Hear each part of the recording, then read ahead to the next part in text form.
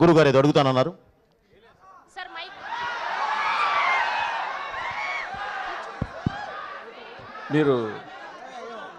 మీరు ముంబైలో కూడా చెప్పారు, ఇక్కడ కూడా చెప్పారు, ఈ సినిమా భారతీయ ఆత్మ అని చెప్పేసి.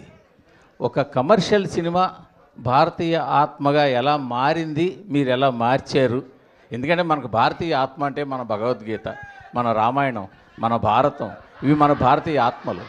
ఒక కమర్షియల్ సినిమాని మీరు భారతీయ ఆత్మగా ఎలా మార్చగలిగారు, ఎలా మార్చారు, కొంచెం ఎక్స్ప్లెయిన్ చేస్తారని. థ్యాంక్ యూ గురుగారు, కూర్చోండి. గురుగారు, ఇప్పుడు మీరు అడిగింది చాలా కరెక్ట్ క్వశ్చన్. ఏదైనా సరే గంట కొట్టే చెప్పాలి, గంట కొట్టి చెప్తేనే సౌండ్ వినిపిస్తుంది గురుగారు. అది సాత్వికంగా చెప్తే ప్రతి ఒక్కళ్ళు చెప్తున్నాం, నో డౌట్, కాదంటలేదు. కమర్షియల్గా చెప్పినప్పుడే ప్రతి ఒక్కళ్ళకి ఎక్కడానికి అవకాశం ఉంటుంది.